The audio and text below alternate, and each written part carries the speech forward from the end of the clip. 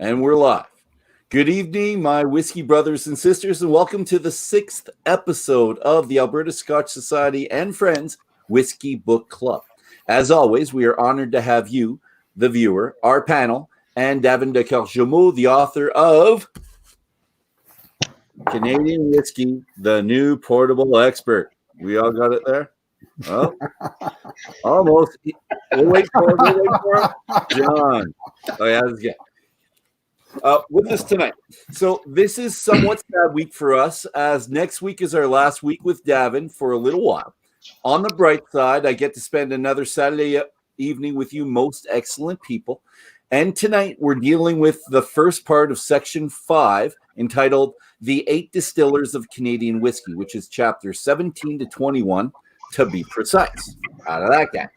So without further ado, let's go see our panel, and we'll close in on each person individually. And there's Davin, and let's do Davin first. Boop. There we go. Hi, I'm Davin de Kergommeaux. I wrote that book, and I'm drinking Collingwood tonight. Ooh, excellent. And hi, my name's Kent. I also go by Whiskey Ass, and I am coming up with some. Dr. Don has got a Pine Creek 21-year-old finished in an Oloroso sherry cask. We've been asking for this for a long time. He finally produced it for us. It is amazing. All right. Hi, I'm Nicole. I also go by Black Cat Whiskey on Instagram, and I have poured 40 Creek Premium Barrel Select. I won't be drinking it, but I have poured it for the evening. All right. She's drinking in spirit with us. It's good. Hi, I'm Don. You can also find me as the Whiskey Dive on Instagram, Twitter, and everything else. And I also am pouring 40 Creek Barrel Select, and I will be drinking it. Yes, we will. And what I have for us is also a 40 Creek. And we don't talk to each other before we do these. We try to find out or try to surprise each other. And tonight, all three of us had them. And this is an older bottling. I haven't seen this particular one of Copper Pot for a little while. So I'm not sure when this came out. But it's a little bit different from what Don has, if his ears there. So if you look at both of these, they're a little bit different. I wonder if one's American label.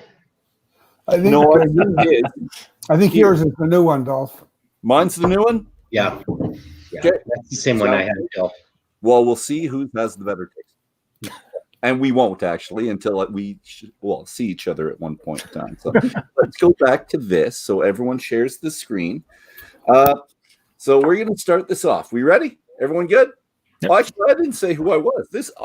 I'm Dolph Shaw. I'm the president of the Alberta Scotch Society. And this is what I'm drinking tonight. One or two of them. We'll see when time comes. And I'm really happy to be here. So next, we're going to start right off with Davin. So reading this chapter in particular, these 4 chapters, I'm reminded of a time when my wife and I tried to get a tour to Highwood Distillery. This was 2 years ago. And they told us that they don't do that type of thing.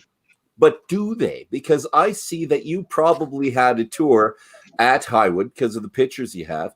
And I'm guessing you've had a tour at most places. So I'm wondering, did you tour all the distilleries that you mentioned here, or the major ones? And how did you go about getting the interviews? Well, yes, I toured them. And for Highwood, actually, I had a photographer go back later and take the photos.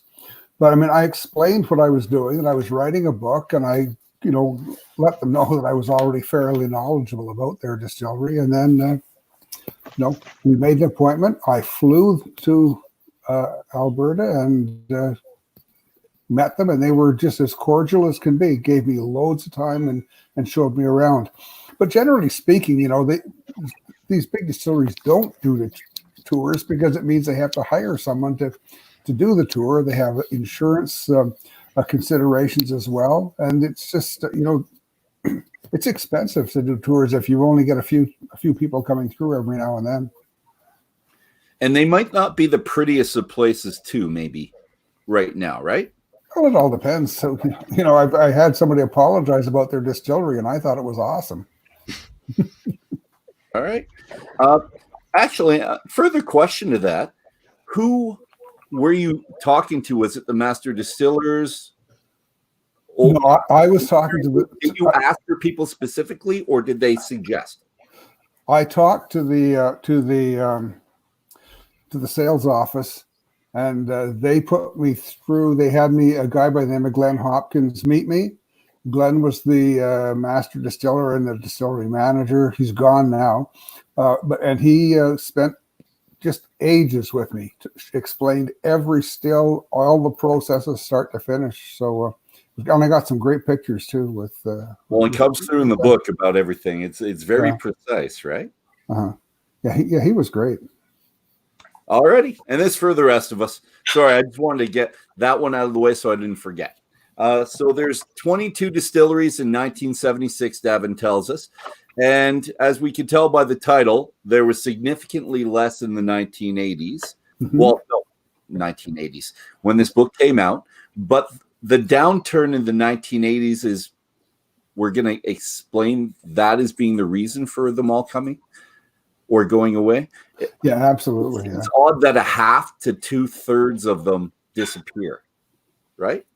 Yeah, a lot of them disappeared. A lot of them, were owned by, like Seagram's owned 7 distilleries altogether, and they ended up consolidating into one plant, or 2 plants actually.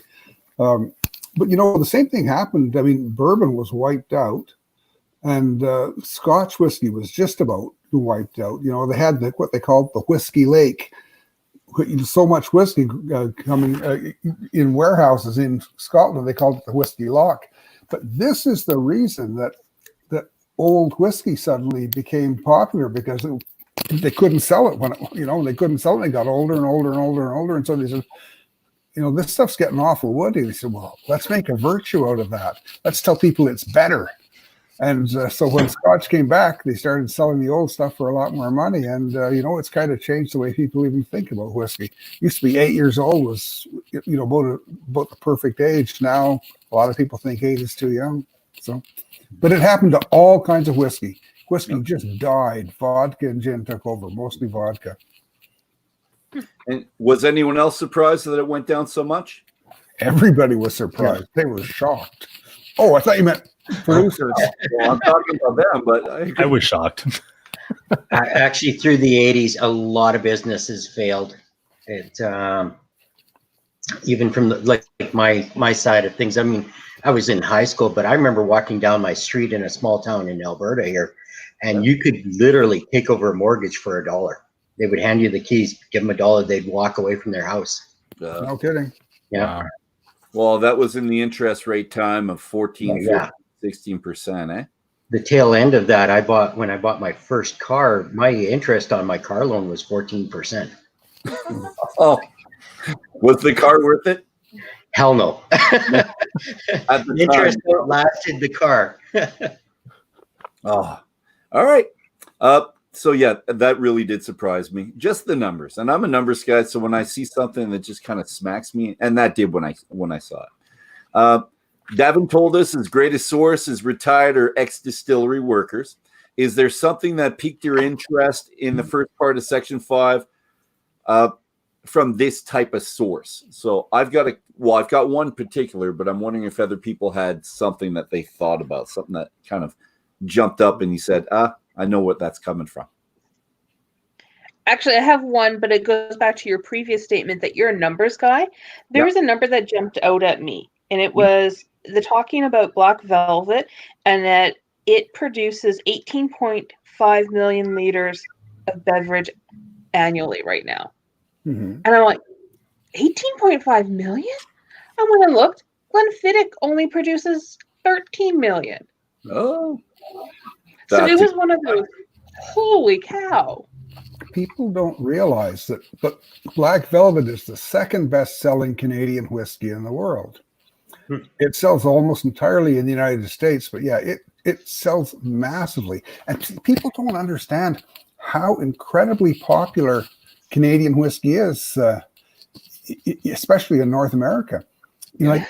Honestly, until 2010, we sold more than Scotch, Irish, and bourbon together. Wow. You know, Yeah. so you know, people, and everybody thinks, well, Canadian whiskey, you know, how come you guys don't advertise more? How come you know what? We have a different way of selling it, and it works. But let me go back, Dolph, if I could. You said that I had said that retired distillers or people who are out of the business were my best source of information. Well, Yep. they're a good source. They're a source that's reliable, but you always start with the brand. You know, and you get what they're taught, what they have to say. You get a good understanding of what they're doing. You tour the distillery with them. If there are nagging questions that they can't answer for you, then you go to the people who used to work there, and they can tell you other things. You know, and they can put a different spin on it, because they don't have to give you the brand story. You know, they can tell you exactly what's happening, you know. So it's really it's just a simple little thing, like how a still is set up, you know. Yeah. You know, I got, you know, from a retired guy from Gimli, I found out something that the distiller hadn't told me about how one of their columns was set up, and because what they were telling me didn't really make sense. And then when I talked to this guy who was long retired, suddenly I understood, you know, how the trays were laid out. Yeah. Okay. So it's things like that, and you know, and understanding about how the fusel dam's built and things like this. These are things you get from people who've been there a long time and haven't had to have their haven't passed their information through a vetting process. Yeah. Well, Don, when you're looking at Canadian whiskeys down south, is there a lot more than anything else? Does it cover a lot more of the shelf space? It depends where you go. Yeah, it really does depend on where you go, because you can go into some stores and the Canadian whiskey section would be like an 8x4, you know, 8 high, 4 wide. Ooh, yeah. And then you'll have the Americans take over a good chunk of it, and then usually Scotch is in its own section altogether, and Irish is somewhere in the midst. But usually the Irish and Canadian sections in most stores are about the same, unless you look at the like $25 area, and then it's just Canadian whiskey everywhere. But if you go into like Total Wine, like the big box stores for whiskey, you'll have a good section of Canadian whiskey. But you'll also see that if they don't quite know how they're stocking it, you'll have some overlap in the rye area, and vice versa. Well, that leads me to one of my questions here is that, you know, we're talking 100 rail cars of Black Velvet going down to California every year. And we've also got a large volume of going over to the, sorry guys, drawing a blank. It was California. And where was it? And Kentucky, yeah. In Kentucky, right? But the thing is once it gets down there, what's it being labeled as? Black and Velvet. how much Canadian whiskey is actually on the shelf being flogged as American whiskey? Well, I'm not sure. I think the first thing we need to know is that most Canadian whiskey is bottled by independent bottlers. Okay, most of the Canadian whiskey you see is bottled by people who you know they don't make the whiskey. In fact, I think that I think it's in the neighborhood of 75% of the whiskey that comes out of Hiram Walker is bottled under someone else's name in the States. 60% coming out of Alberta Distillers is bottled in the States under someone else's name, like Canadian Windsor is a big brand in the States. You never see that up here. Well, there's Pendleton and Whistle Pig and others that take our whiskey. Those ones they try to pretend it's American, but most of them it's called Canadian because Canadian is a selling point, you know, with a lot of people.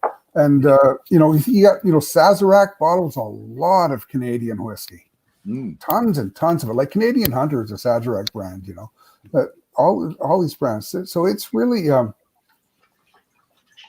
what we see in Canada is not what we see in other countries, particularly in the States, where people buy it in bulk and they put it in their own bottles. You know, Pendleton is the same.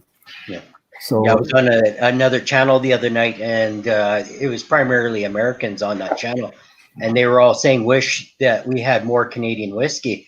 And I was telling them, "You're drinking more Canadian whiskey than you ever realized. It's just being bottled under an American flag."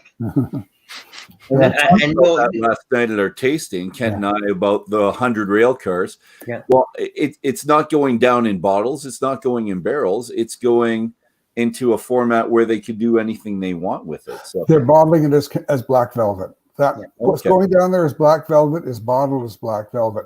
The reason they ship it down that way is to save transportation costs. That's the reason they ship it down at cask strength too, because they don't have to fill rail cars full of water. They get it down there and they use local water to bring it down to bottling strength. That makes sense. Yeah. Davin. So, sorry. Another math geeky question. I'm sorry. How many liters or gallons does one of these carts hold? I have that in my book, and I can't remember. Is it 70,000? Let me see that, because I've got one of my little posters there. Ooh, I didn't memorize it. Yep, I remember that beginning. I miss those posters. Not very many in the back. 77 metric ton rail car. But I don't get, hold on, 35,400 liters. Okay. Which is then diluted with water when it gets there. Yeah, I forgot that we actually had the pictures that I liked in the back. I kind of forgot about those. Yeah, section 2. Yeah, it's been a while. And how much did you say that was in liters? Sorry? How many liters did you say that was? 77 metric tons, which is 7,700 liters of absolute alcohol. Okay. And down below, when mature, because that's grain. Sorry. When mature, this yields 35,400 liters of cask strength whiskey.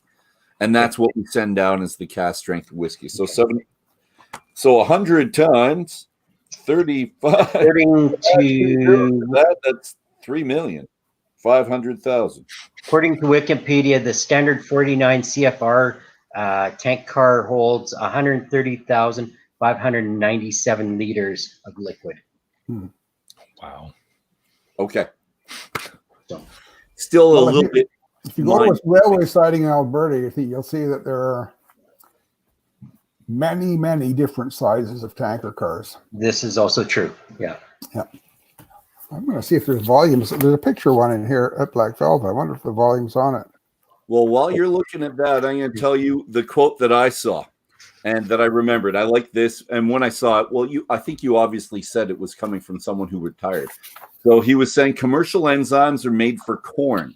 Sure, they'll work on rye, but our own enzyme also attacks the cell wall component, which deals with the viscosity problems. Our enzymes make sure the starch available doesn't gum up the works. Yeah, Rob Tour said that. He's a microbiologist. And he was retired, right? Yeah. Rye doesn't normally produce a whole lot of alcohol. And it's because you're using those commercial enzymes on it. But you can get a lot more out of it using these enzymes that they grow at the plant, which are specific for rye, because it converts a lot more of the seed into fermentable sugar. It also breaks down some of the.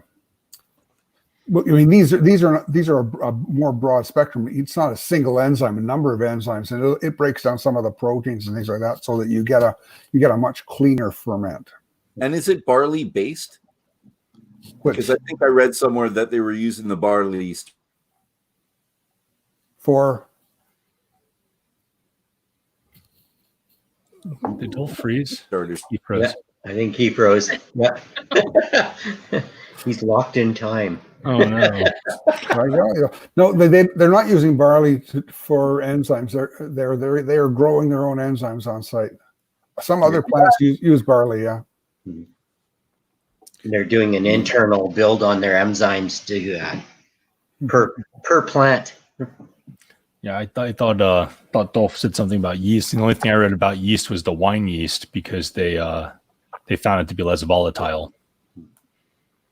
Or it gives a different flavor. Right. Mm-hmm. And that was John Hall was the guy who was using the wine yeast. But he was So talking about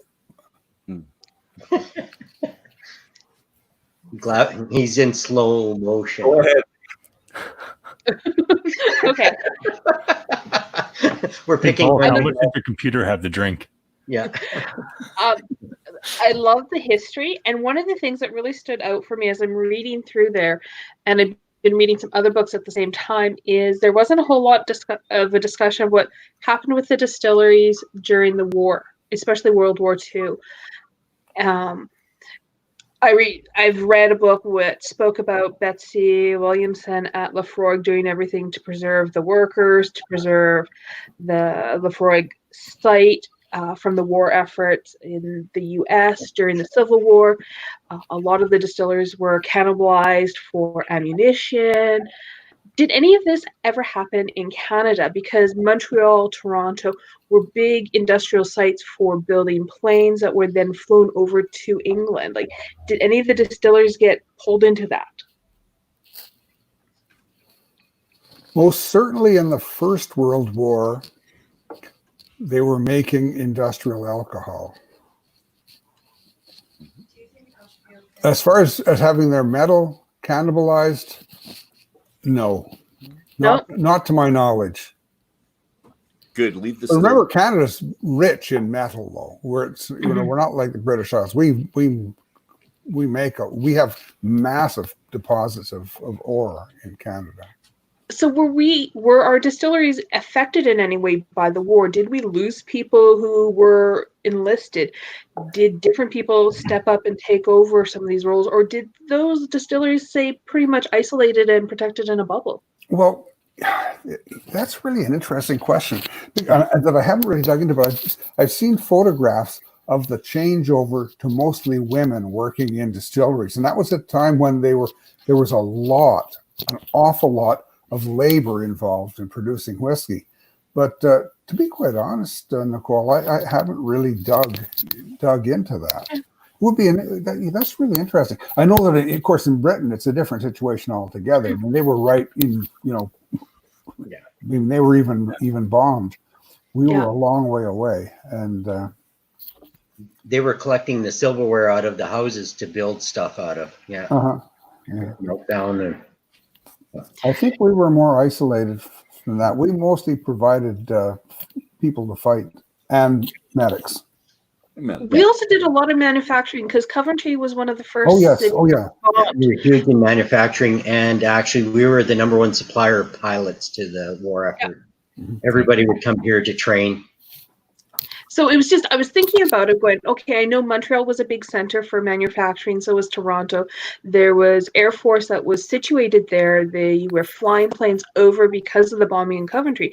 Like, did our distilleries get co-opted for any of this? Like, did we see people loss, site facility loss to any of this effort? Or did they say isolated? Did they say protected? And maybe were they protected because a lot of these distillery owners had political influence and were playing in that political sphere, so they were protected. I would only be guessing. I don't recall anybody talking about this, and I've certainly, read reports from people right through the war years. The only thing I recall is seeing more women working in the distilleries. Okay. But I think that's something worth digging into, Nicole. Yeah. I'm wondering if some of those were converted over to the manufacturing of rum products for the Navy and like Navy rum and stuff like that. Because everybody had their basically 1 cup of rum a day, right? So there would be a pretty good output. On the ship, your share of rum a day. Well, we were making lots of rum as it was. Yeah. We had a rum distillery in Brampton. We had there was another distillery right on the site of Gooderman Worts that was making rum. And you can, I guess those tanks are gone now, but yeah, I've been at that distillery when those rum tanks were there, and or molasses tanks were there. Yeah. So yeah, it's but we were making rum with or without the war. Already. Anyway, sailors drink Guyanese rum. Anyways, they don't drink. He'll be in a second. And one question though, from a couple weeks ago.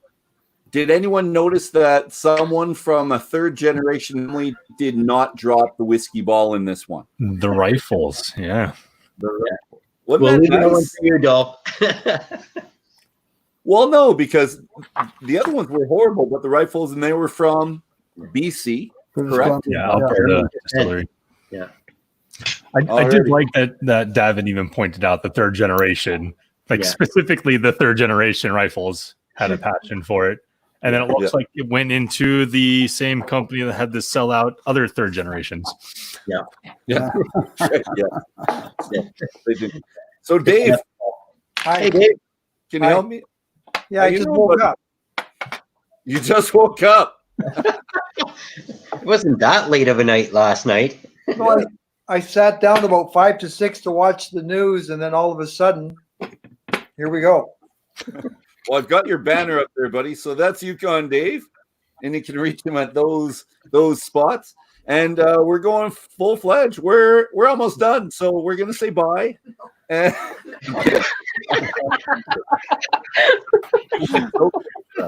so, do the fact that we're dealing with in these chapters, Alberta and Manitoba distilleries, make you feel like this was more relatable because the history was a little bit newer and that they were close to home? Anyone feel that way?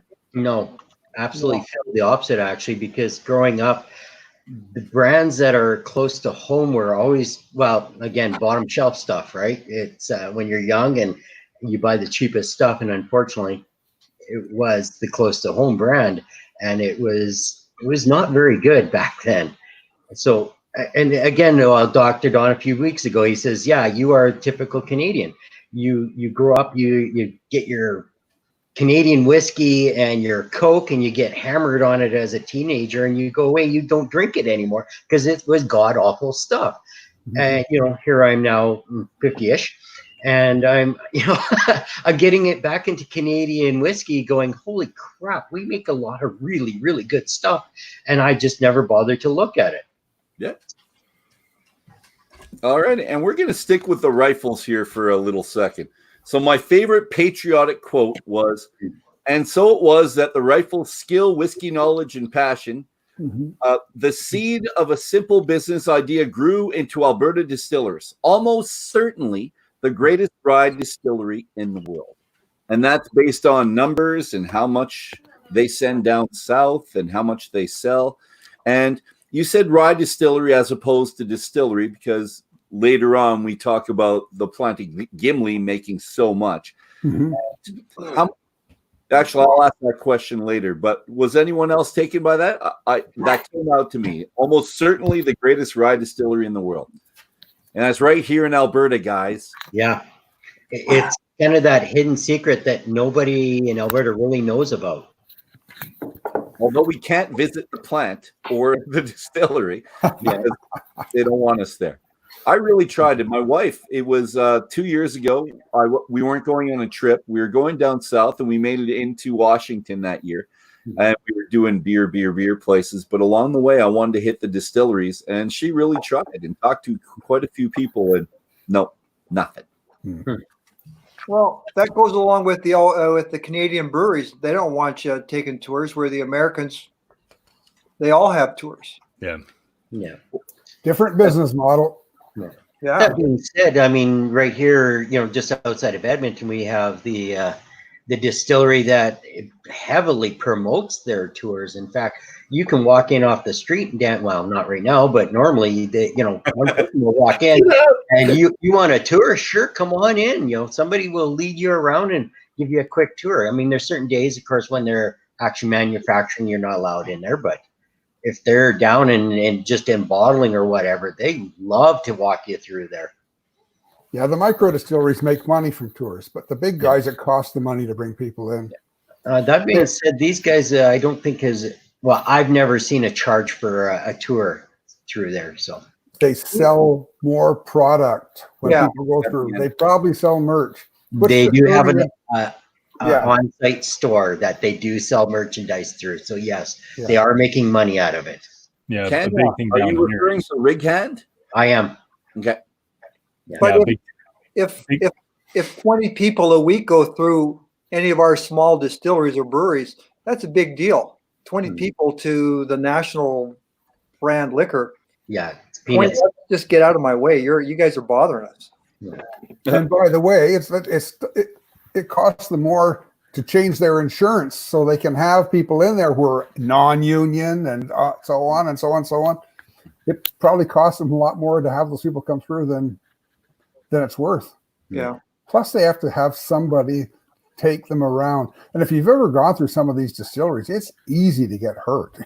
And I've burned myself on a still easily. If you go through the distilleries where they have tours, they've got cladding on the stills, or they don't let you close to them when they're hot. But the distillery's in operation. By the way, I've only burned myself once, and it will never happen again, ever. disclaimer, right? Yeah. It was my elbow, and it really hurt. Oh, That's Don, you had a question as well? Oh, I was going to say a lot of the tours down here, they won't charge you for the tour. Then they usually give you a discount on like their tasting flight or a purchase to, get you to make a purchase or maybe spend more than you were intending to spend. And I down here a lot of, because we have craft, you throw a dart at a map, you'll land on a craft brewery or if you're lucky, yeah. But when you go in and you get your free tour, that's an incentive to kind of create a loyalty with you. And it's all marketing, just depends on which way you look at it. But you will establish a clientele by giving them a distillery tour. I've been on distillery tours that were phenomenal. You walk around, everything is clean and relatively spruced up. And I've been on distillery tours where you're stepping over hoses that they're using the flush and whatnot. And it's kind of like, well, okay, I have to, perform an obstacle before I get to, the end of it. But I kind of like that because it seems genuine. When we do that here with Alley Cat, same thing. They're in full fledged. They're running the whole time. So I like that. Well, they're bumping India too, so it's kind of, it feels real. Yeah, I think the best tour I went on was at Two Loons, which is probably a distillery the size of my house. And when we got towards the end, we went through little fermenters and their masher, and we got to the end, and their still was running. So we're watching, the spirits going through the column. And they're like, oh, yeah, when it's going to this area, it's removing X, Y, Z. And they walked us through the entire process. They just happened to be in the middle of doing it. But, there's other times where they'll be, in the middle of manufacturing. They won't tell you how the process is going or what each column is specifically removing. So it's kind of interesting when you find the small mom and pop distilleries. You get a lot of information from them. Yeah. I took Go ahead, Dave.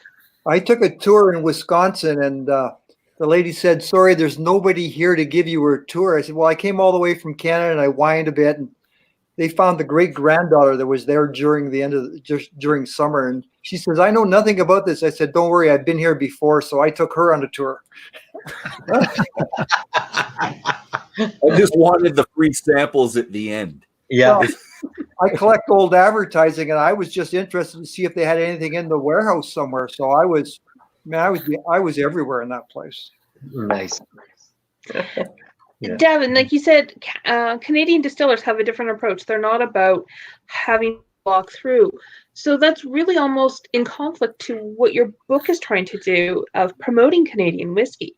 So you've got these big distillers. They're really not concerned about like the Canadian drinker or that local drinker. So who are they after? Or they're happy with their market as is.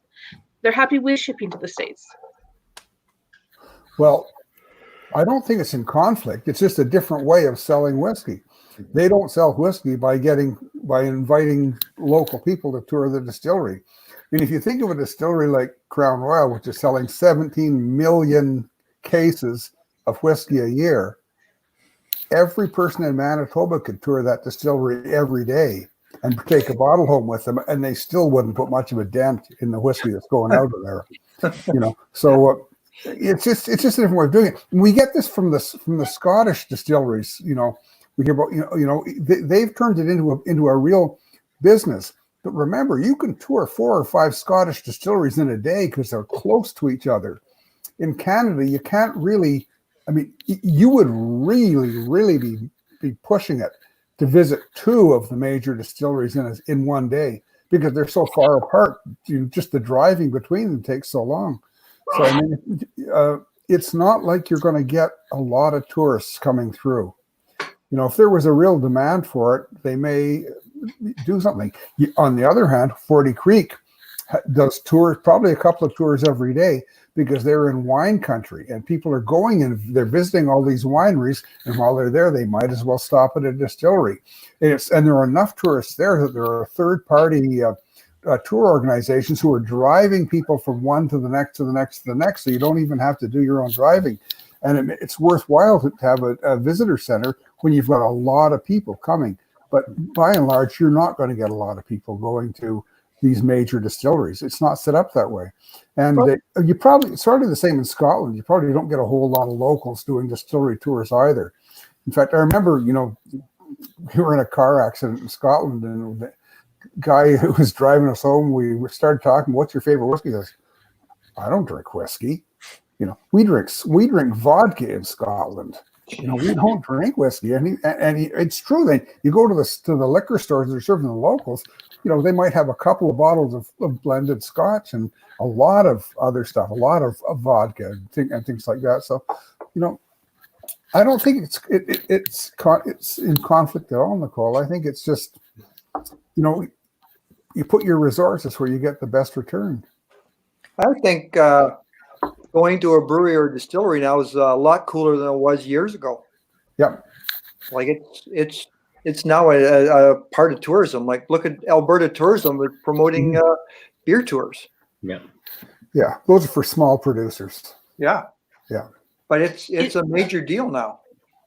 Is it a marketing ploy that we've all bought into then? Maybe is that the better question? Is it a marketing ploy that we've all bought into? We've taken the bait. We're on that hook and we think to drink a whiskey, we need a distillery tour to become attached to it. And we really don't, but this is what's been conditioned. I think it's like being in a situation where we feel important. No matter where you go, if you go to a distillery in a tour and you talk to, you're maybe a group of 4 people, or if you're in a group of 2 or 3 people, you get a lot of attention. And we all like attention. I like it a lot, to tell you. I think we like some type of attention. And you make these blondes. And Nicole, you went to Auchentoshan and you enjoyed yourself there, right? And you have kind of this affinity with them that maybe you wouldn't have had if you didn't go there. Could I say that? No, I haven't. I've never been to Auchentoshan. Sheila's been to Auchentoshan. I'm sorry. Well, they tell a great story about how they went on a certain tour, and I do think you have that personal connection, and we all like to have that, and we're missing that right now in a lot of cases. But I think we need, and we search it out. So if it is a ploy, I think it's a really good one. I think a ploy makes it sound negative. It certainly is a marketing tool to use, and the Scots are brilliant at making you think that you are the most important person who's ever visited that distillery. You're the one they're most interested in. And you go away there. I'll go away from almost any Scotch distillery tour, feeling like you really made their day. And I don't see anything wrong with that. Oh, I don't. I'm good. And what we've come to now is the time where we tell everybody what's in our glasses. And as always, we are going to start with you, Davin.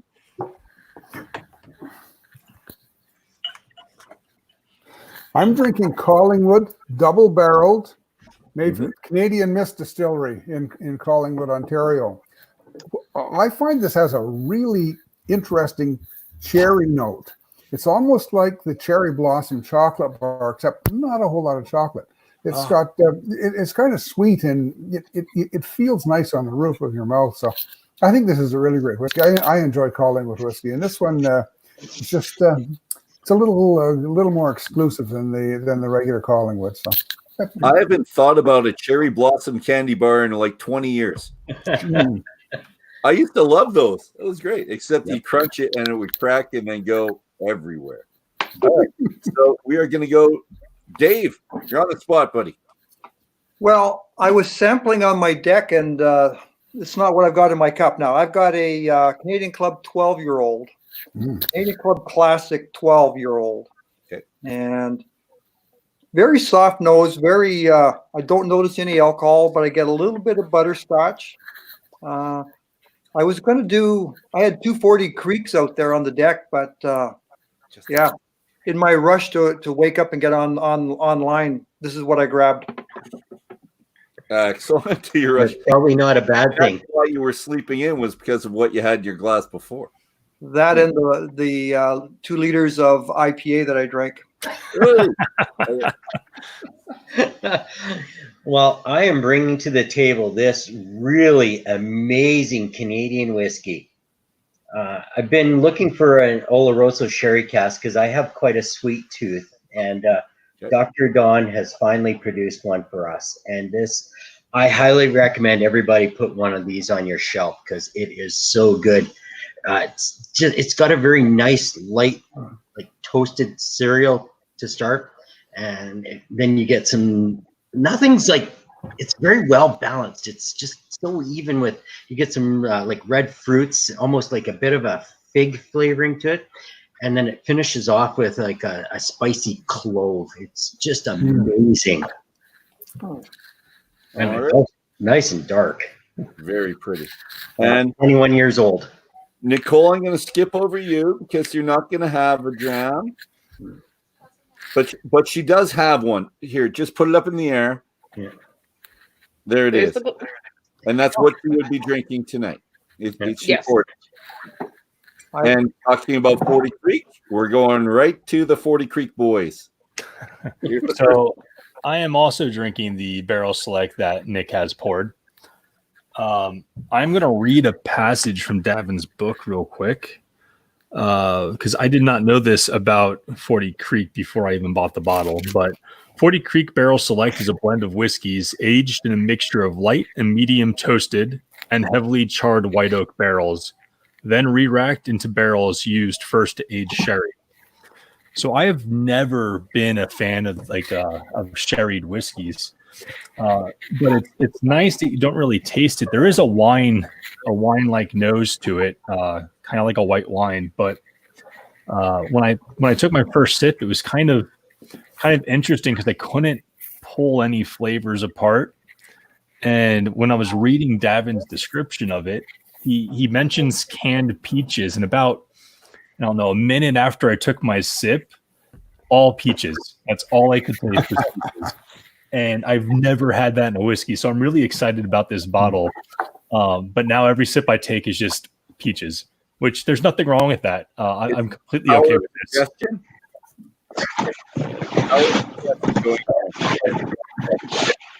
Ooh, sorry. What was that? I was going to say, I thought that was the power of suggestion. I did that at a tasting for beer one time, and I said, I taste marshmallows. And everyone else, yeah, I get that. See, I get marshmallows in Collingwood. Oh, do you? I do. I get toasted marshmallows in Collingwood, but I'm kind of happy I read the peaches for this because it is a very pleasant flavor. I can see the toasted marshmallows in Collingwood. All right, good. Good knowledge, man. I'm going to read. So I'm doing this, the copper pot, and I'm going to Davin's right up here, his tasting note. And I'm just going to read the tasting notes. And I haven't done this yet. So 43 Copper Pot Reserve, 43% vanilla maple pudding. I'm not sure what a maple pudding tastes like, but I do get sweet vanilla. Dark fruits I get, and nutty barley spiced with cloves, ginger, cinnamon, and cayenne pepper, balanced against a dry citrus peel, grainy chocolate, and soft lilac. And I've been looking for the lilac, and I don't know if I can. My wife was in here previously, and her perfume lingers. It's a beautiful smell, but I think I'm smelling her and not the lilac. But I am liking it a lot. Good save. Smooth. The one thing I do like, and Davin, you'll correct me if I'm wrong, they distill it one time. It's not double, it's not triple distilled, so single distilled for 40 Creek. Is that correct? For the flavoring whiskeys only. For the other is double distilled. All right. And nice mouthfeel to it. Don, I don't know if you had the same as me, but I felt it very creamy. I will be opening the copper pot in the after dram. Good. I've got my second bottle ready for that as well. So way to be prepared, kind sir. So it was good. I like it. And I do like the fact that 3 people on the panel had just about, 2 had the exact same bottle. And Don had the same as me. And Don also had the same as Nicole. But since Nicole wasn't tasting, he decided to go with this. It's kind of funny that we all had our own. Nope, lined it up wrong. Oh, yeah. There we go. Oh, there you go. All right. We're going to some big guys now, the big distillers, the huge ones. So Alberta Distillers is owned by Bean Suntory. Did anyone think that they were independent? And I don't know why I did, but I assumed that Alberta Distillers was independent, probably because of the word Alberta in it. Anyone? I think, okay. Oh, no, you can go, Dave. Well, I came into this industry a little bit late on the distilling side, and getting to meet the rep from Beam, I had no idea. My first experience was, we own Alberta Distillers, and we own this, and we own that, and we own holy fuck, big company. So I came in late, and that was my first experience, was talking to the rep. And going back to a previous question, Jason asked if you got a free bottle for doing the tour, Dave, when you took it over. Oh, what do you mean by that? I missed that. Way back when you did the tour and in Wisconsin, your tour in the States, and you actually did the tour. The Wisconsin tour. Oh, that was a beer tour, and no, I never got nothing for free. That's horrible. Yeah, I've been well over. I bet you it's getting close to 150 beer tours, and never got anything for free other than a drink at the end. Well, that's a shame. You got to butter them up a little bit more, buddy. In the business of making money, not giving away free stuff. Well, I did get a bunch of beer once in Montana. Yeah, they're nice people in Montana. Yeah. Anyone else think that the Alberta Distillers? Anyone else think that they were independent? Honestly, after reading the sections, and obviously, I wasn't well versed in Canadian whiskey lore before reading Davin's book, but as we were reading it, it seemed like everyone's traditional route was to sell to a major company or to be overtaken by a major company. Yeah. Which, I mean, it's not necessarily a bad thing. Some companies do give you your creative rights still. But it seemed like the trend was to be relatively bought out by some, larger industry. Yeah. Well, this kind of goes with the next question. So Crown Royal is owned by Diageo, and it sells very well in the United States and everywhere else. Do you believe, it's for everybody, the quality of whiskey goes up or down when they're bought out by a multinational corporation? So maybe consistency goes up, innovation goes down. What do you all think? And let's end with Davin on this one. So I want to hear a lot of people, and then we'll finish off with Davin, if that's all right. So, go ahead. Okay. So I've kind of thought that it depends on the brand or the label of said bottle. If an industry is trying to remove a type of competition, I could see the quality potentially going down to make another one of their products sell better. But for the most part, at least from what I've observed, they still kind of give them the ability to produce the product that they were without sacrificing the overall quality. They may force the marketing to change so it favors brand A over brand B, or vice versa. But no, I don't see an overall major quality shift changing when a larger industry takes over. At least that's my feels. Then one would hope, though, that your quality would either stay the same or go better. I mean, you look at Crown Royal, they waited 25 years before shipping to the US. They wanted to make sure they had A, enough stock to support the US, and B, to be able to keep their quality up there so that they wouldn't lose their brand recognition for producing a great quality, right? Yeah. Does quality and consistency, is that the same? Does that mean the same in the large distilleries? Like they make a high quality, consistent product, and that's their job, is to turn out that same widget day after day, and it's extremely well made. Yeah. For what it is. Yeah. But then I think they probably, as they get taken over by larger corporations, I mean, you look at Lethbridge, their spirit is final production produced by 2 people. Back in the day, I mean, there might have been 24, 30, who knows, back, because it all would have been manual, and now it's all automated production and stuff like that. We know that of several other distilleries around the world that output, many millions of liters a year are done by very, very few people, and then opposed to, like, say, somebody like Campbelltown that hires the town to produce it all by hand. All right, which is nice. I like that. Which is great. That happens to Gimli too. Gimli as well. But are they not? Go ahead. Are they not buying better equipment and reducing the amount of people involved to get that highly consistent product out all the time? Maybe. Like, I don't care how many people it takes to make it. Do I like it or don't I like it? Yeah. Is it good or isn't it? As a consumer, I was surprised that they only had 2 people on production. Yeah. But then again, you also look at like Canadian Mist putting in blending in a wine to send down to the US. Is that to make it better or to make it worse? Or, where's the consistency on that? Why would you put a wine into a whiskey? It fits the market. They know what sells. I mean, these guys are really smart. Yeah, but is that a flavor profile that they're aiming at, or? Like, to me, that sounds like you're adding wheat to a hamburger because it's a filler. I don't see that.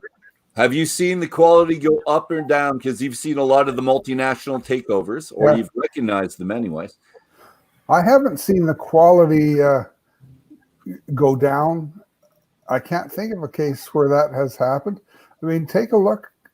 I mean, certainly Crown Royal is still, a wonderful whiskey. They're still very innovative, and there's always new stuff coming, but I haven't seen a change there.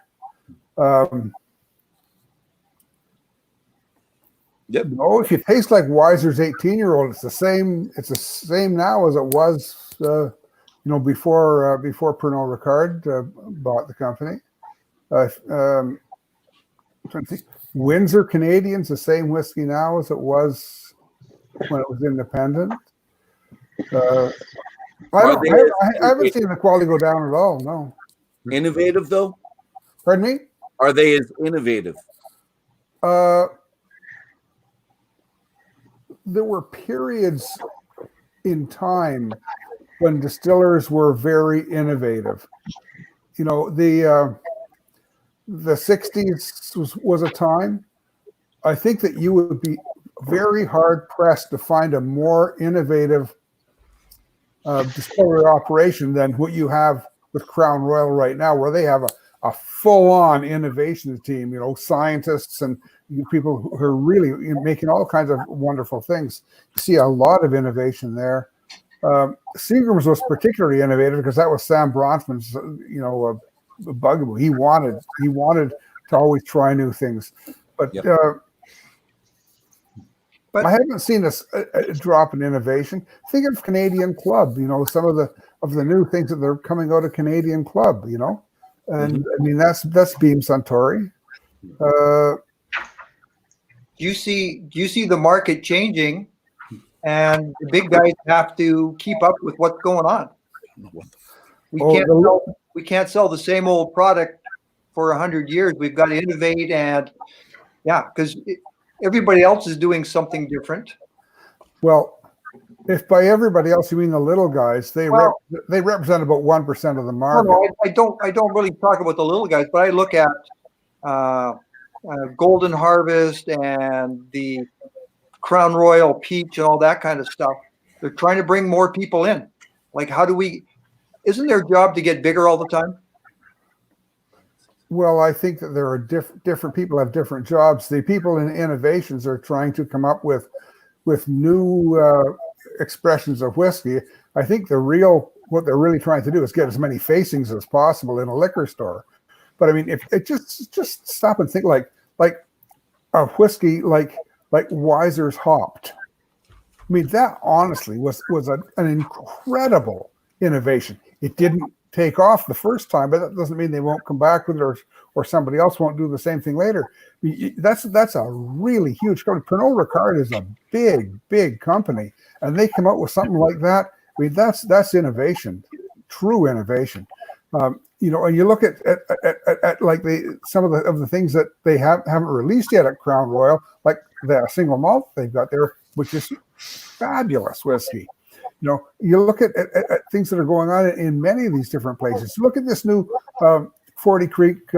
It's called the Forager. It doesn't say 40 Creek on the bottle, but they're the ones who are making it. That again is something that's not really been done, because it was done 100 years ago or 150 years ago. So you're seeing tremendous innovation. And the other thing is, of course, a lot of the innovations never make it onto the market. They do a whole bunch of things, and then they take the ones that they think consumers are going to purchase. But innovation is not stifled when they're purchased by a major distiller. And I think what people forget, people get so hung up on, these are owned by multinationals. That's the bank. That's where they're getting their money from. Okay, but it's still Canadian citizens making Canadian whiskey in Canada from Canadian grain. And it's, it's not that they haven't cheapened it in any way. None of the takeovers have I seen have they cheapened it.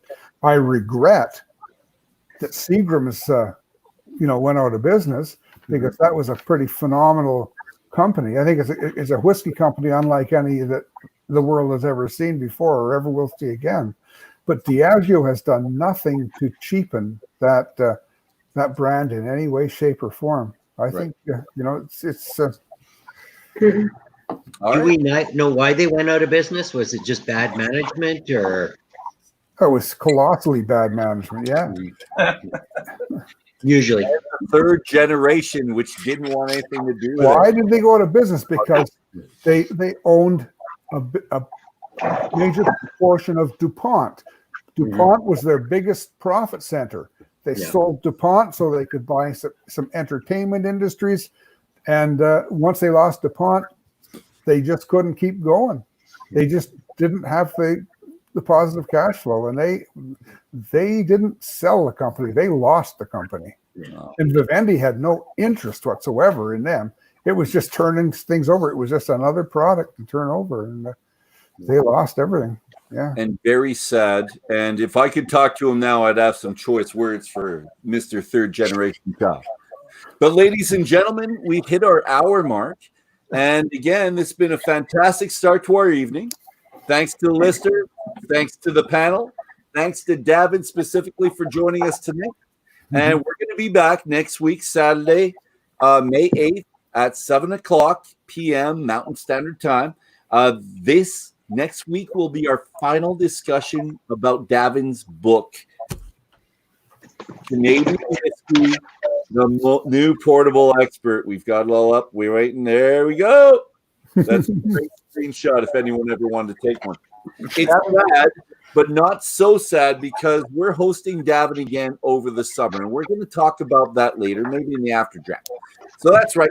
We'll be taking our own special road trip, reviewing all of Canada's provinces and territories, and see what they have to offer in regards to whiskey and what they have in regards to other alcohols But again, we'll be very specific later when we talk about this. So join us in about 5 minutes for the after draft, a Walking Dead style debrief, a more relaxed time together. So to sign off in the words of Dr. Don, cheers, eh? Cheers. And we'll see you all in about 5 Cheers. Thank you, kind people. How can it get more relaxed? You know what? We all Not didn't yet. just wake In up the 20 afterdraft. minutes ago, buddy. We can get more relaxed. All right. How did that go? Good. We're still Alive. live, are we not? You're still live, Joel.